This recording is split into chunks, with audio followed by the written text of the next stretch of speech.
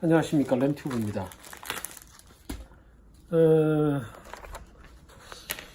오늘부터 제가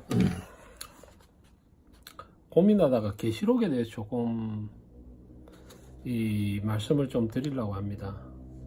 제가 좀 운이 좋아서 상당히 제가 좋은 목사님한테 많이 배우고 공부도 하고 해서 이 계시록을 좀 알게 됐어요. 깨닫게 돼서 참 감사함으로 있는데, 제가 인터넷 동영상 다 뒤져봐도 된장 계시록을 제대로 강의하는 사람이 단 한 놈도 없어요. 단 한 사람도 없고, 뭐 기독교 TV, 뭐 사랑의 교회 계시록 강의하는 사람, 뭐 이단 나부랭이들 뭐 하는 것들, 뭐 666이 뭐 베리칩이니 뭐 카드니 몸속에 칩을 심는 거니 뭐 바코드니 이런 헛소리를 하지 않나.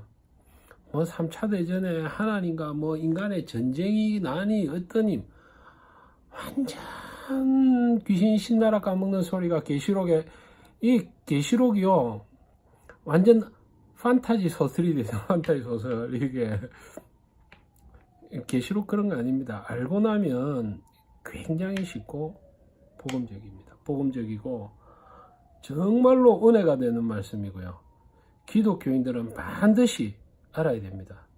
특히 복음주의 교회들이 계시록을 제대로 안 가르쳐가지고 이단들한테 교인 많이 뺏깁니다. 좀 하나님한테 좀 열심히 있는 놈들 꺼벅꺼벅하다가 이단들이 통닭 가보거든요.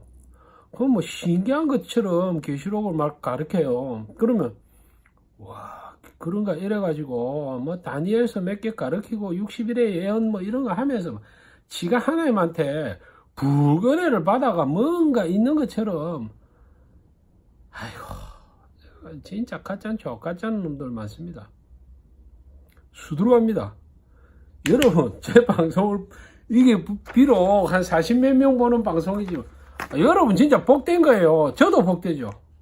제가 언젠가는 저를 가르치신 목사님, 나이가 저하고 비슷합니다. 제 또래인데 뭐 교인 한 5명 데리고 목회하고 있습니다. 예, 목사님을 말씀드릴 때 좀 말씀드리도록 하겠습니다. 참. 예. 그래서 제목은 뭐냐, 일단 내 계시록에 사람들 하도 666 궁금해해서, 알고 보면요 계시록이 이게 알고 보면 무지 간단하거든요. 뭐 아무도 안 해요. 아무도 아니고 여러분 열심히 신앙하세요 이 말 해놓은 거예요. 네, 그런데 굉장히 중요한 위치에 있는 게 계시록이거든요. 자, 우리가 성경을 이렇게 쭉 보면, 사실 이겼는데 성경을 쭉 보면요, 성경이 뭐 창세기부터 출애굽기 레위기 쫙 구약이 있잖아요, 그죠? 그게 보면 모세오경이 이제 우리가 그 신약 그 저자들이 거의 다 성경하면 모세오경, 선지자 이걸 경으로 봤어요. 그 중간에 뭐 역대상, 역대하 뭐 이런 거는 이스라엘 역사인데, 그 성경의 전체적인 걸 그 뭐 이사야가 언제 나왔나 이런 역사를 볼 수 있는 그런 단초를 제공하는 것이지 별로 중요하지 않아요. 모세오경은 하나님이 직접 말씀으로 그 역사적인 부분도 있지만은, 특히 뭐 율법으로 주신 거는 성경의 기록에 따르면 돌판에 하나님이 직접 법으로 주신 거죠. 그 다음에 그 선지서나 이런 것들도 직접 주신 거예요. 그러면 뭐냐, 선지서는 하나님의 말씀 임하여 이런 직접 말씀하신 거거든요. 그럼 신약으로 넘어오면 직접 말씀하시면 예수 그리스도, 성기하신 하나님, 삼일째 하나님이신 예수 그리스도의 직접적인 말씀을 사도들이 받아서 기록한 예수 그리스도의 말씀이 있고, 그 성경에 보면 그 빨간 걸로 되어 있죠. 예, 예수님 예수님 직접 말씀한 거 신약성경에 빨간 걸로 되어 있습니다. 빨간 걸로 되어 있는 게 있고, 그 다음에 사도행전은 역사죠. 역사고, 그 다음 바울 서신들, 서신서가 쫙 있습니다. 그 서신서들은 하나님의 직접 계시가 아니고 하나님의 성령에 의한 감동으로 적은 서신서들이에요. 근데 신약 성경에서 직접적인 계시로에서 딱 성경 하나가 있죠. 하나님, 야, 요한 받아 적어 한 게 딱 있습니다. 그게 뭐냐면 요한계시록입니다. 요한계시록은 구약의 이스라엘 백성이요, 하나님의 말씀을 바로 듣고 생명의 길로 가고 멸망의 길로 가지 않고 구원을 얻기 위해서는 하나님의 직접 계시의 말씀에서 선지자의 말씀이었던 선지자의 말을 들었어야 돼요. 그래서 선지서가 굉장히 중요한 위치에 있는 겁니다. 예언서들이. 그러면 신약에 오면 그 예언서의 위치에 뭐가 딱 있습니까? 계시록이 딱 있는 거예요. 계시록. 그러면 그런 이제 전체적으로 보면 그런 선상의 계시록이 딱 있고요. 이 계시록이 맨 처음에는 정경이 안 됐죠. 뭐 다른 거 뭐 서신서 몇 건하고 한 7건이 정경이 안 됐고, 그 AD 363년인가요? 그 AD 363년에 라오디게아 공회에서 그 정경이 확정될 때 계시록은 빠졌어요. 그죠? 그리고 계시록이 정경화 되는 거는 397년에 카르타고 공회에서 됩니다. 카르타고 공회에서. 계시록이요, 사실은 사탄이 성경에 안 열려고 작전을 좀 썼을 거예요. 근데 들어갔습니다. 그러면 제가 이 드리는 말씀을 조금 이해하기 위해서는 제가 앞서 그 영상을 올렸던 것 중에 구약과 신학, 도월의 착각이라는 구약과 신학에 대한 글을 여러분이 한번 꼭 보시면 좋을 것 같아요. 즉, 구약은 신약이 있어야 해석이 돼요. 그럼 좋습니다. 구약을 기독교 공동체인 초기 기독교 사도들과 그 사도들이 쓴 서신서와 신약의 해석을 따르는 무리가 기독교예요. 그죠? 예수의 해석, 구약에 대한 해석을 예수가 한 해석을 따르는 사람들이 기독교입니다. 예, 예수를 메시아 그리스도로 보죠. 그리고 그 해석을 따르거든요. 그러면 구약에 예언이 막 있지 않습니까? 예언, 무슨 예언. 그 예언을 신약에서는 해석을 해준단 말입니다. 아, 그 예언은 이렇게 해석해야 돼. 그 예언은 이렇게 해석해야 돼.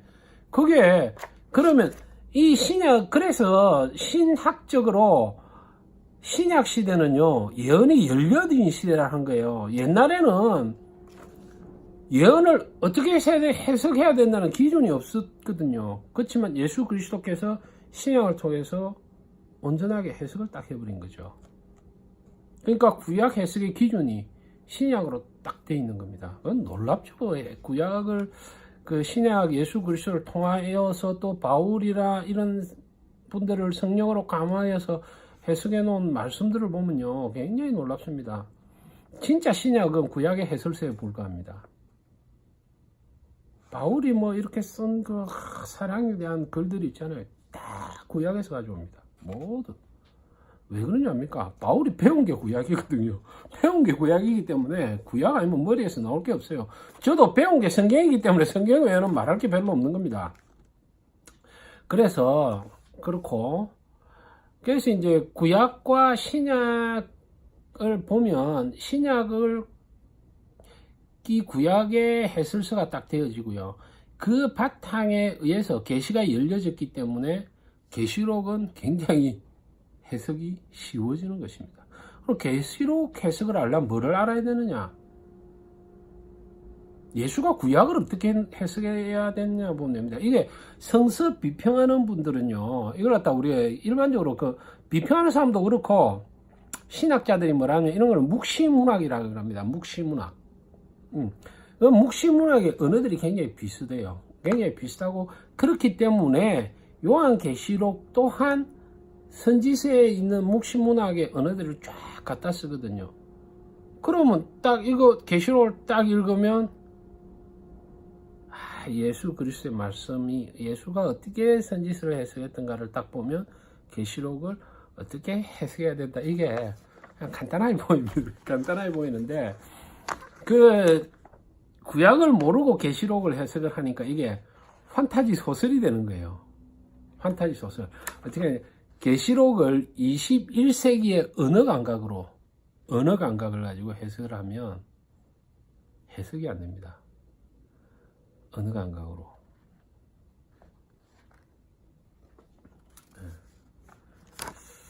야, 이런 강의 진짜 국밥이나 이런 밥장사 해가지고 먹고 살기도 힘든데, 야, 이 가르쳐준 목사님한테 허락받고 이거 돈이라도 좀 벌어야 되는데 이래 공짜로 가르쳐주가 되겠나 뭐. 제가 이래 욕심이 많습니다.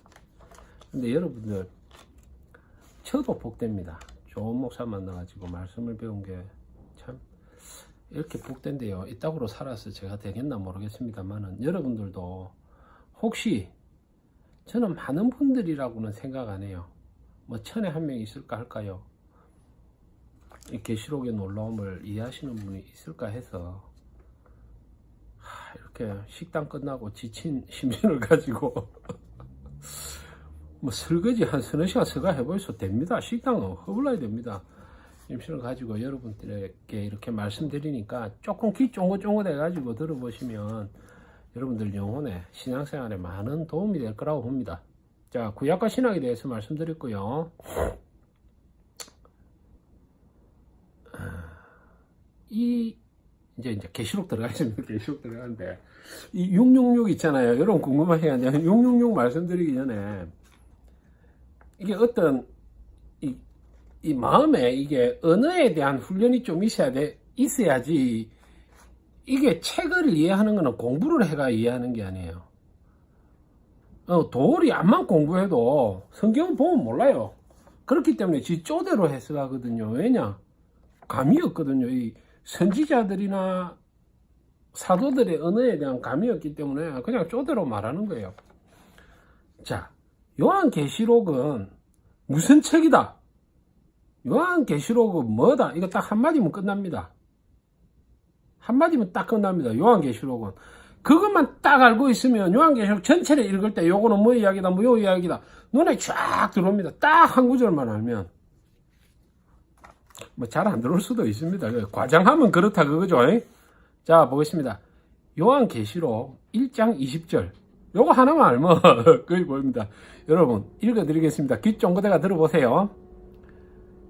내가, 이게 누구한테 말하면 요한에게 막 환상을 보여주고 나서, 요한 네가 본 거는 내 오른손에 7별의 비밀과 7금 촛대라. 7별의 비밀과 7촛대. 계시록 전체는 7별과 7촛대가 있는데 7별의 비밀하고 7촛대의 비밀이에요. 7별의 비밀과 7촛대. 그럼 끝난 거 아닙니까? 계시록을 해석할 때는 이 비밀이 7별에 대한 비밀이고 7촛대에 대한 비밀이에요. 그러면 계시록 뒤에 나가면 별들 막 나오죠. 별이 막 하늘에서 떨어지고 막 이게 그 별이 뭐를 말하는 걸까? 뭐 하늘에서 별이 지구에 한 방 떨어지면 지구가 다 파탄나고 오는데 그 뒤에 뭐 사람들이 나타나고 말이 안 되잖아요. 별이 우수수 떨어지면 어찌 되겠어요? 지구에 별이 우수수 예? 그건 말이 되겠어요? 지구가 전체가 짱구가 될뿐이지.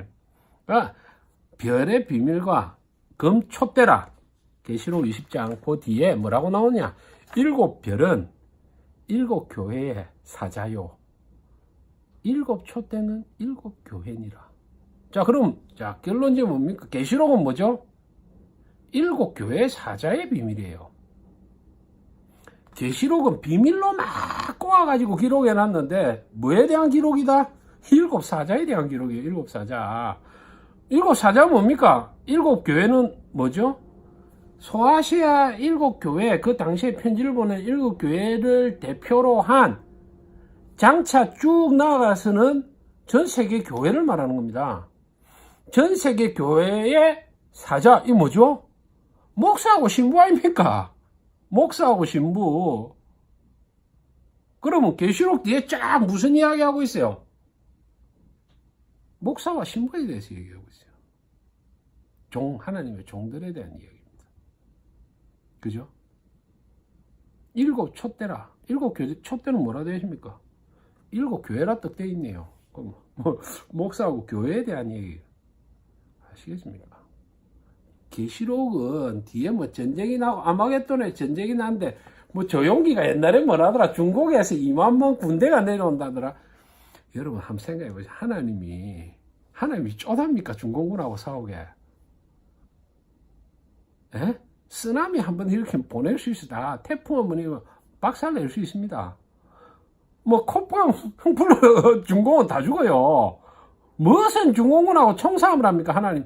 여러분 하나님 당연히 하나님 아니 여러분 개미 때 온다고 개미하고 총싸움 합니까? 그냥 개미 납담고 짝짝짝짝 눌러보면 물 한 뿌리 뿌 끝나죠. 하물며 참 조용기 그 목사라는 게 아이고 뭐 중공군이 이만만 내려온다니까 뭐 나 참 할 말이 없습니다. 예, 다 헛소리입니다. 웃긴 얘기죠. 그래서 보면 일곱 교회 사자하고 일곱 촛대는 일곱 교회에 대한 이야기입니다. 딱 요게 이제 결론에 하나가 있고요. 조금 더 갑니다. 그러면 제가 아까 말씀드렸잖아요. 계시록을 이해하려면 계시록 그러니까 종말에 대한 이야기는 선지서 첫째. 선지서는 초림. 종말이라 하면 신학적으로 하나님이 인간사에 딱 실질적으로 개입하는 날을 종말이라 하거든요. 그러면 첫째 종말은 뭐냐? 예수가 초림을 딱 종말이라 그래요. 두 번째 종말 뭐라냐? 교회 시대의 종말은 예수의 재림이에요. 그죠? 그러면 그 예수의 초림과 재림을 딱 종말로 보면 그러면 초림을 그 선지서는 구약의 선지서는 초림과 예언을 같이 초림과 재림을 같이 예언합니다.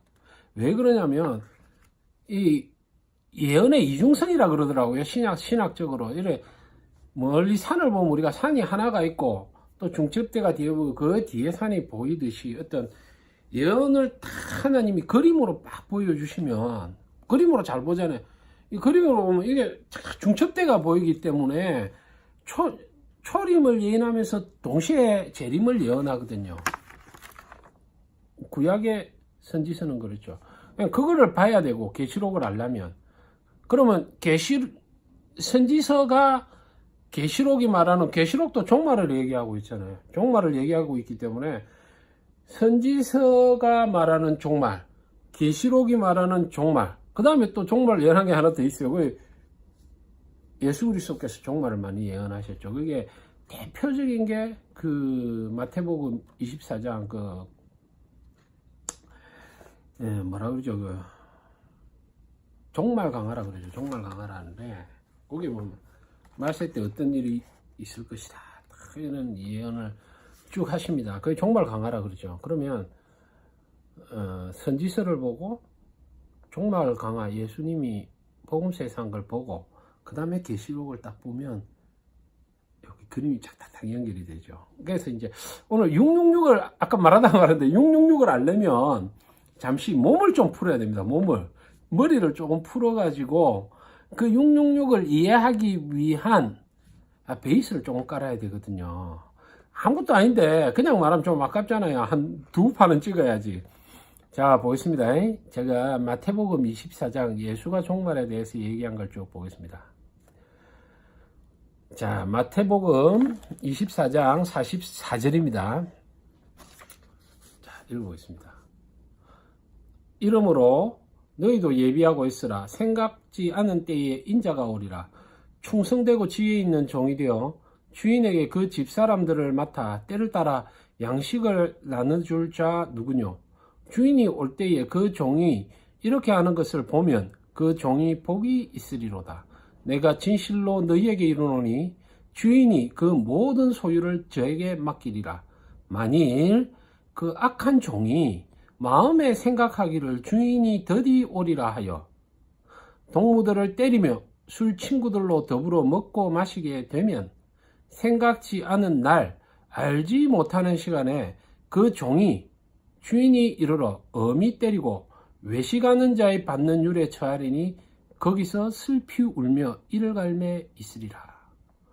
다 일어났거든요. 이거 뭐 24장 이거요. 굉장히 살벌합니다. 이거 여기서 한 구절을 딱 떼우면요.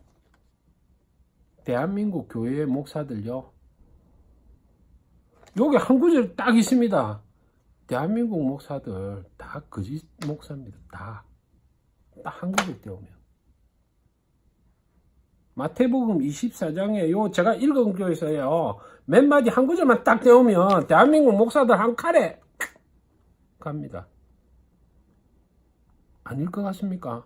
한 칼에 간다니까요. 제가 좀 이따 말씀드리겠습니다. 자, 그러면 이게 이제 예수님의 종말에 대한 얘기죠. 예수님 종말에 대한 이야기고, 자, 계시록 종말에 대한 얘기인데 뭐라 그랬죠? 종말. 아까 전에 계시록 한마디로 딱 요약하면 일곱 교회의 사자, 그러니까 일곱 교회의 목사, 그때 가서 교회라 하면 가톨릭과 신교도 다 포함되죠. 일곱 교회 목사와 일곱 교회에 관한 이야기고. 그러면 예수님도 말세 때는 이런 일이 있다. 금방 감랑사 관을 쭉 읽었죠. 뭐라 되어 있습니까? 자, 보면 이 24장 딱 요약하면 뭐냐면 거짓 선지자하고 충성되고 지혜 있는 종이 딱 있는 거예요. 두 종이 있죠. 그죠? 충성되고 지혜 있는 종이 집을 팔아 때를 따라 양식을 나눠주는 종이 있고, 악한 종이 있죠. 밑에. 예? 그 악한 종을 계시록에는 뭐라 해놨습니까? 거짓 선지자 딱 요래놨습니다. 응? 악한 종이 하는 짓거리 한번 볼까요? 악한 짓거리. 동무들을 때리며 술 친구들로 더불어 먹고 마시게 된다. 그럼 접시다. 참되고 진실된 종과 악한 종이죠. 이게 뭐죠? 계시록 1장 20절에 일곱 교회의 사자의 비밀이에요. 일곱 교회 사자의 비밀은 일곱 교회에 있는 사자들 중에 악한 사자가 있고 참되고 진실된 사자가 있다 이 말입니다. 그거를 어떻게 구별해야 된다 하는 게 계시록 내용입니다. 쭉 말세 또 계시록이 그래놨다니까. 1장 20절에 네가 본 거 전부 다는 목사하고 교회 얘기다 딱 그래놨습니다. 자 보세요. 그 마태복음 24장에 나오죠. 주인이 올 때에 종이 충성되고 지혜 있는 종은 때를 따라 양식을 나누어준다. 악한 종은 반대로 종 두 가지가 딱 있죠. 술 친구하고 더불어 먹고 마시게 된다. 동무들을 탁탁 때리고. 이거 뭐 돌은 이런 거 보면 뭐라고 설교한 줄 압니까? 해서 술을 많이 마시냐. 종들이 술을 마시고 주인은 못 알아보고 주인 왔나? 그게 아니에요. 그러면 이 말을 이해하려면 또 어디로 가야 됩니까? 이사야서를 또 딱 넘어가는 거예요. 이사야서는 초림과 재림의 말씀을 딱 얘기해서 이사야서는 어떤 두 종류의 종을 얘기하고 있느냐 딱 봅시다. 맨날 읽어드렸죠. 제가 제 영상 보시는 분 이제 한 서너 번은 들었을 겁니다. 이사야 29장 9절에서 10절. 너희는 놀라고 놀라라. 놀랍답니다. 너희는 놀랍구라. 소경이 되고 소경이 되라. 네, 엊그저께 소경이 얘기했죠. 그 소경은 조금 틀립니다. 소경이 되고 소경이 되라. 그들의 취함이, 다시 말하는데 제가 엊그저께 말한 그 소경이 된 성도들의 삶에 관한 그 소경하고는 조금 틀려요. 막 비슷한 부분도 있는데 깊이 들어가면 소경이 되고 소경이 되라. 소경이 된다는 건 뭐냐? 말씀을 깨닫지 못하는 걸 말하는 거죠. 그죠?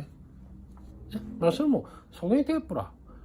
그들의 취함이 포도주로 인함이 아니며 그들의 비틀거림이 독주로 인함이 아니다.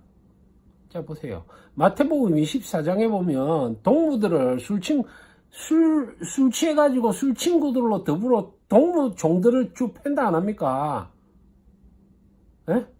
동무들을 때리며 술 친구들로 더불어 먹고 마신다. 이게 이사야서에 딱 보니까 술 취한 게 독주와 포도주를 먹고 취한 게 아니라 그러잖아요. 그럼 어떤 걸 갖다 술 취했다고 표현하냐? 깊이 잠들게 한 소경이 된 상태가 술 취했다는 거예요. 그러면 하나님의 말을 봐도 깨닫지 못한 놈들을, 하나님의 말씀을 봐도 계시록을 봐도 깨닫지 못하고 선지서를 봐도 깨닫지 못한 놈들을 보고 술 취했다는 거예요. 그거를. 응? 마태복음 봐도 눈앞에 있는데도, 눈앞에 제가 딱 그랬죠. 한 줄만 딱 읽으면 대한민국 교회 목사를 다 이겁니다. 제가 좀 이따 설명드릴게요. 그러니까 그게 안 보이는 거예요. 소경이 되면. 자, 이사야 29장 9절. 비틀거림이 독주로 인함이 아니라 대저 여호와께서 잠들게 하는 신을 너희에게 부어주사 너희의 눈을 감기셨으니 눈은 선지자요 너희 머리를 덮었으니 머리는 선견자라. 그러니까 목사들하고 이런 것들이 다 눈이 감기가 앞을 못 보는 거야. 그냥 비틀비틀하는 거지. 그걸 갖다가 또 밤을 만났다고도 표현을 해요. 그래 보면 계시록 뒤에 가면 끔끔하다 안 합니까? 막 별이 떨어지고 이래가 빛이 없어가 끔끔하다 아닙니까? 그냥 소경처럼 되죠. 끔끔하니까. 이게 그 느낌이 좀 있으면 이게 되게 쉬운데, 야, 그렇습니다. 그래서 자, 마태복음 다시 한번 요약을 해드릴게요. 마태복음 24장이 참종과 거짓종을 딱 대비시키고 있어요. 그러면 이사야서도 참종과 거짓종을 딱 대비시키거든요. 그럼 이사야, 마태복음, 예수가 말한 종말, 계시록으로 한번 발전해 봅시다. 이제 여기서 이제 조금씩 접근을 해가야 됩니다. 이걸 알아야 나중에 666이 뭔가 이해가 됩니다, 여러분. 자, 계시록 11장 3절을 읽어볼게요. 11장 3절. 내가 나의 두 증인에게 권세를 주리니 저가 굵은 베옷을 입고 1260일을 예언하리라. 이 3년 반을 예언을 하죠. 아니, 헛소리하는 사람들 많습니다. 3년 반에 휴가가 중간에 일 나고 뭐, 나 미치겠다 진짜 그런 것. 자, 내가 나의 두 증인에게 권세를 주리니 저가 굵은 베옷을 입고 1260일을 예언하리라. 자, 누가 나오죠? 계시록에 두 증인이 딱 나옵니다. 예? 두 증인이 딱 나와요. 뭐? 옷을 뭐를 입고 있어요? 굵은 옷을 입고 있어요. 자, 굵은 옷은 선지자들이요, 이스라엘의 백성의 허물을 고하고 죄를 책망하고 애각과 애곡을 부르고 멸망을 경고할 때 입었던 옷이 굵은 베옷이에요. 굵은 베옷. 예? 이게 뭐냐면 마태복음 24장에 나오는 충성되고 지혜 있는 종이 되어 때를 따라 양식을 나눠주는 자들이죠. 예? 그 사람이 참 종이요, 굵은 베옷을 입고 이사야 시대에 구약 선지자들처럼 경고와 애가와 애곡, 이스라엘 구약 교대 시대에 멸망을 예언하고 회개를 촉구했던 선지자들의 말씀이죠. 그게 언제 딱 나오냐? 계시록에 딱 나온다 아닙니까? 굵은 베옷을 입고 예언을 하죠. 이게 말세 때 예수님 말씀하신 충성되고 지혜 있는 종이죠. 그들은 교회 시대의 멸망을 예고하고 회개하고 교회가 돌아올 것을 요구합니다. 그런 설교가 진짜 설교입니다. 참되고 충성된 종의 설교죠. 좀 더 이걸 좁은 의미로 가면요, 계시록 초반에 딱 보면 3장인가 보면 이제 7교회에 대해서 쭉 시작하잖아요. 그러니까 7교회 보면 칭찬은 거의 없습니다. 칭찬 거의 없어요. 네가 첫사랑을 버렸으니까 너가 버린다. 너가 눈을 감고 있다. 안약을 쓰가 발라라. 너희는 다 멸망을 예고합니다. 좁게 보면 그 7교회에 보냈던 경고의 말씀을 성도들에게 가르치는 종으로 좁게 해석될 수 있는 겁니다. 참된 종은. 자, 그러면 계시록에는요, 계시록은 그림을 전체적으로 항상 두 개를 대비시켜요. 나중에 보지만은 정결한 처녀, 음녀, 정결한 처녀, 음녀, 큰 성 예루살렘, 큰 성 바벨론, 거룩한 성 예루살렘, 큰 성 바벨론, 딱 두 개씩 대비가 되거든요. 그러면 여기 뭐 있습니까? 베옷을 입은 굵은 베옷을 입고 1260일을 예언하는 두 증인. 그럼 반대는 뭐가 있을까요? 딱 있죠. 반대로 딱 대비시켜 놓은 게 있죠. 계시록 13장 11절입니다. 내가 봄에 또 다른 짐승이 땅에서 올라오니 새끼양같이 두 뿔이 있고 용처럼 말하더라. 이게 두 증인과 반대에서 있는 새끼양같이, 새끼양이 아니고 새끼양같이 두 뿔이 있어요. 그 용처럼 말한다 이게. 용처럼 두 개가 딱 대비죠. 그러면 다른 짐승이 땅에서 올라온 새끼양같이 두 뿔 가진 짐승이 누구죠? 대비를 딱 시켜보세요. 마태복음 20장에 참되고 24장에 참되고 충성된 종의 반대에 누가 쓰인 악한 종, 술 취해가지고 술 친구들하고 더불어 다니면서 주 패죠. 동무종들. 그죠? 계시록 13장에 보니까 누가 있습니까? 짐승에 새끼양같이 두 뿔 가진 짐승이 있는데 과가 용처럼 말한 과가 있단 말입니다. 요게 예수가 말하는 악한 종이죠. 악한 종. 그 악한 종이 뭐합니까? 술 먹고 동무종을 주 패죠. 난주 바보 있어. 두 종이 어째 됩니까? 죽습니다. 뭐 죽습니다. 딱 대비를 시켜 놓은 거예요. 그림을. 그래서 그러면 계시록 11장 3절에 있는 두 증인은 뭐를 예언합니까? 굵은 베옷을 입고 회개를 촉구하죠. 그거는 신약의 세례 요한의 사역이겠죠. 회개하라. 천국이 가까워 왔느니라. 이 놀라운 사역이겠죠. 그죠? 근데 그 반대쪽에는 새끼 한 가지, 두 풀가지 있고 용처럼 말하는 놈이 딱 있는 거예요. 그러면 이게 마태복음으로 다시 올라가면 걔는 누구냐 하면 악한 종, 술 취해가지고 동무종들을 때리는 악한 종. 그게 구약으로 딱 올라오면 미가서에 또 하나 집어넣었습니다. 미가서 3장 5절. 내 백성을 유혹하는 선지자는, 유혹한단 말을 좋은 말로 꼬드긴다. 거짓 선지자죠. 미혹하는 선지자는 이에 물면 평강을 외치나 그 입에 무엇을 채워주지 아니하는 자에게 전쟁을 준비하는도다. 얼마나 기가 막히게 예언해놨지 않습니까? 요즘 목사들요, 주디에 돈 안 차주면요, 전쟁을 예비합니다. 전쟁. 한번 붙자. 예? 그럼 누구냐? 전쟁을 예비하는 자가 누굽니까? 전쟁을 예비한 자가 누굽니까? 내 백성을 유혹하는 선지자입니다. 선지자. 세상입니까? 미가가 딱 말할 때 전쟁을 예비하는 자, 동무종들을 팼던 놈 누굽니까? 악한 종입니다. 여러분 감 안 오세요? 딱 그림이 구약에서 예수 그리스도의 그 말세를 통하는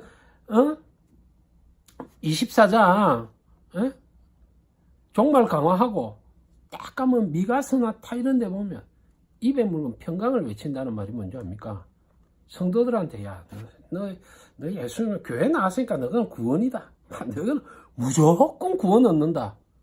이런 개소리를 씹으는 게 평강을 원해. 너가 그렇게 살아가 구원 택도 없다. 너가 무슨 사랑이 있노? 너 첫사랑을 버렸다. 이렇게 말해야 되는 게요. 계시록에 그 7교회에 보낸 편지처럼 너는 눈이 감겼고 너는 부요하다 하나 벌거벗었다. 이렇게 얘기해야 되는데 유혹하는 선지자는 입에 물면 평강을 외치는 거예요. 너는 평안하다. 하나님이 너가 책임져 주신다. 하는 일마다 잘 된다. 문제 다 해결이 있다고 쓰는 하는 선지자들인 것입니다. 그래서 오늘은 딱 뭐를 봤냐?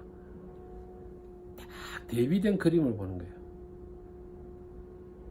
두 증인, 새끼와 같이 두 뿔 가진 짐승, 그 특징, 굵은 베옷을 입고 회개를 전하고 새끼와 같이 두 뿔 가진 짐승은 미가서에 따르면 평강을 외치는 놈들이에요. 그거는 구약도 그랬고, 그거는 마태복음 24장 종말 강화에서는 예수는 참된 종, 악한 종, 술 취해가 있고 이 사이에 보면 술 취한 종, 딱 이렇게 그림을 딱 그려준 겁니다. 그런데 여기서 새끼 안 가진 두 뿔 가진 짐승 종말에, 그 다음에 악한 종, 술 취해서 동무종을 때리는 악한 종, 마지막으로 평강을 외치는 미가세에 있는 이 악한 선지자, 백성을 유혹하는 선지자, 요 라인들의 핵심 특징이 딱 하나가 있어요. 제가 아까 말했죠. 마태복음 24장에 한 구절만 가져오면 대한민국 교회 목사들 다 날아갑니다. 읽어드리겠습니다. 마태복음 24장 종말 강화 48절입니다. 만일 그 악한 종의 특징을 딱 말해줍니다. 그 마음에 생각을 한답니다. 마음에 주인이 더디 오리라 하여. 아시겠습니까? 악한 종의 특징은 뭐냐? 주인이 더디 온다. 주인이 계산을 하러 막 더디 오는 것도 아니고, 요즘 교회는 아예 안 온다 생각합니다. 예수님이 계산하러 안 오신다고 보는 거예요. 요즘 교인 목사들은 주인이 더디 온다고 생각하거든요. 제가 봅시다. 말라기시에 아멘, 계시록 마지막 아멘 주 예수 어서 오시옵소서. 사도시대 때부터는요, 예수님 올라가신 이후로 내일 주님이 하마 오실까 하는 게 믿음의 근본입니다. 언제 올지, 속히 온다, 속히. 언제 올지 모른다. 등불을 예비하라, 항상. 근데요, 더디 온다는 증거가 뭔지 압니까? 여러분의 목사들이요, 대한민국 목사 중에 30년, 100년 뒤에 선교를 위해서 건물을 짓는다? 그거는요, 100년간은 건물 지어놨으면 100년 동안 예수 오지 마라 소리 아닙니까? 선교센터 100년 갈 거 지어놨 10년짜리. 사랑의 교회가 조목사 보세요. 그 교회 그래 지어놨으면 예수가 내일 오는데 교회 짓겠습니까? 그런 마음에 있는 사람이. 그러면 교회 짓는 목사의 가장 특징은 뭔지 압니까? 예수께서 더디 오시리라고 하는 거예요. 더디 오시리라. 건물을 짓고 선교센터를 준비하고 이러는 게 10년 뒤에 미래를 보자. 이런 개소리가 내일이면 예수가 오는데요. 그게 뭐냐면 더디 온다는 뜻입니다. 그러면 대한민국에 아마 내일이면 주께서 오신다라는 마음으로 행동하고 사는 목사 보셨습니까? 나 별로 못 봤어요. 진짜로. 이단 나부랭이 몇 명 빼고는 본 적이 없어요. 이단들이 오히려. 자, 그래서 100년간은 건물 짓고 교회 크게 지은 목사는요, 누구다? 동무종을 때리는 술 취한 목사입니다. 제 말이 하나라도 틀린 게 있으면 여러분 댓글 남겨주십시오. 오늘은 이상하고요. 요걸 알아야 666을 여러분의 제가 666이 뭔가를 말씀드릴 수가 있습니다. 간단한 내용인데도 무려 40분이 지났네요. 정말 죄송합니다. 오래 해가지고. 감사합니다.